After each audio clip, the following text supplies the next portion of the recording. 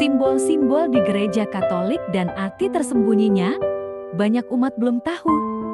Pernahkah kalian masuk ke gereja lalu melihat begitu banyak simbol salib besar di altar? Lilin menyala, dupa yang mengepul patung Maria, kaca patri berwarna-warni, hingga air suci di pintu gereja.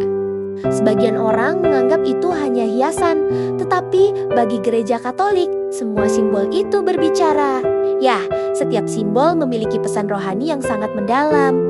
Ada yang berasal dari zaman para rasul, ada yang diambil dari kitab suci, bahkan ada yang menyimpan makna keselamatan dan pengorbanan Kristus. Dan hari ini, kita akan membahas simbol gereja Katolik serta arti tersembunyinya yang mungkin belum pernah kalian dengar sebelumnya.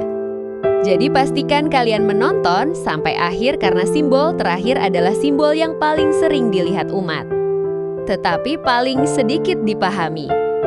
Dan nyalakan lonceng notifikasi agar channel Katolik ini terus berkembang dan menjadi berkat bagi banyak orang. Mari kita mulai. 1. Salib dan KJVKS. Simbol paling utama dalam gereja Katolik adalah salib, namun tahukah kalian? Gereja Katolik lebih sering menggunakan krusifiks, yaitu salib dengan tubuh Yesus masih tergantung di atasnya. Mudah, keselamatan dibayar dengan penderitaan Kristus. Tubuh Yesus di kayu salib menunjukkan cinta Tuhan yang total kepada manusia. Setiap luka di tubuhnya adalah bukti kasih. Paku di tangannya melambangkan dosa manusia. Mahkota duri melambangkan penghinaan dunia terhadap kebenaran. Dan darahnya menjadi lambang penebusan.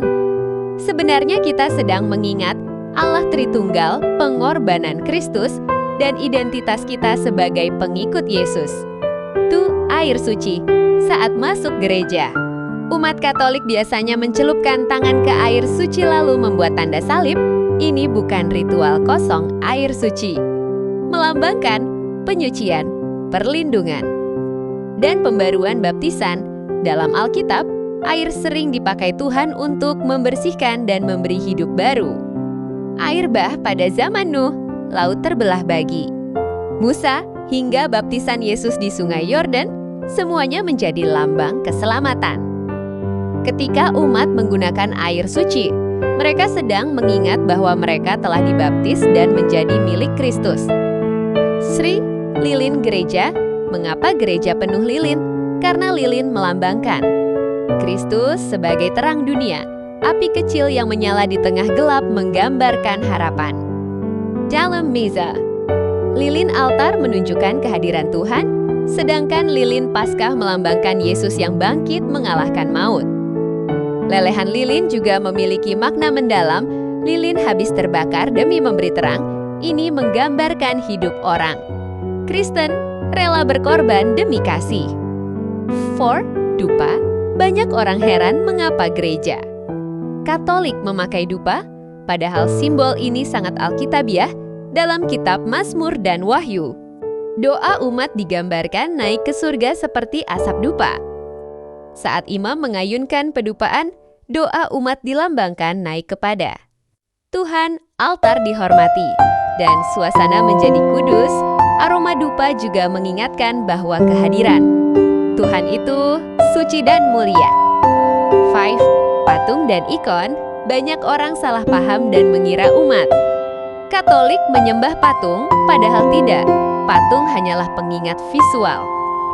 Sama seperti kita menyimpan foto keluarga untuk mengingat orang yang kita cintai, patung Yesus, Maria, dan para santo membantu umat fokus dalam doa mengenang teladan hidup kudus dan mengingat karya Tuhan.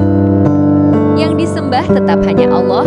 Maria dan para santo dihormati sebagai sahabat Tuhan dan teladan iman.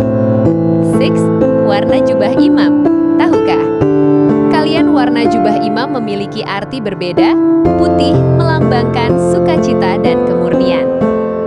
Merah melambangkan darah para martir dan Roh Kudus. Hijau melambangkan harapan dan pertumbuhan iman. Ungu, warna pertobatan dan penantian. Hitam digunakan dalam misa arwah sebagai lambang duka. Setiap warna membawa pesan rohani tertentu. 7. Lonceng gereja. Lonceng gereja bukan sekadar penanda waktu dalam tradisi Katolik. Lonceng adalah panggilan Tuhan kepada umatnya, tentangnya mengingatkan waktu doa. Misa dan kehadiran Allah. Pada zaman dahulu, lonceng bahkan dipercaya mengusir rasa takut dan menguatkan iman umat. Altar adalah pusat gereja. Ini bukan meja biasa, altar melambangkan meja perjamuan terakhir, tempat kurban Kristus. Dan kehadiran Tuhan, karena itu altar dihormati dengan ciuman imam pada awal misa. Di atas altar terjadi mukjizat. Ekaristi, roti dan anggur menjadi tubuh dan darah Kristus. Kesembilan Tabernakel. Tabernakel adalah tempat menyimpan hosti kudus. Biasanya terdapat lampu merah di dekatnya. Lampu itu menandakan Yesus hadir di sana. Karena umat Katolik percaya bahwa Yesus sungguh hadir dalam Ekaristi. Itulah sebabnya banyak umat berlutut saat melewati tabernakel sebagai tanda hormat kepada Kristus. Ke-10 kaca patri. Kaca patri bukan sekadar dekorasi indah. Pada zaman dahulu banyak umat tidak bisa membaca, maka kisah Alkitab digambarkan melalui kaca patri.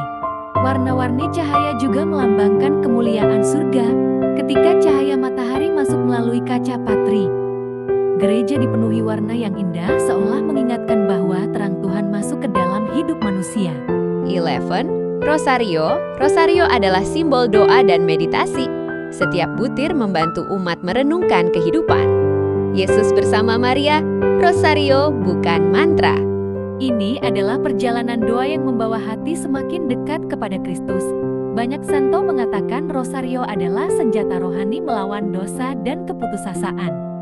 Saudara terkasih, sekarang kita tahu bahwa gereja Katolik tidak pernah memakai simbol secara sembarangan. Setiap lilin, salib, dupa warna, dan patung semuanya mengarahkan hati manusia kepada Tuhan.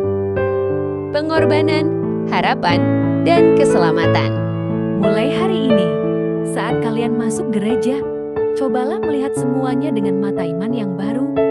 Dan jika video ini memberkati kalian, bantu channel ini berkembang dengan like, Subscribe, komen simbol mana yang paling menyentuh hati kalian.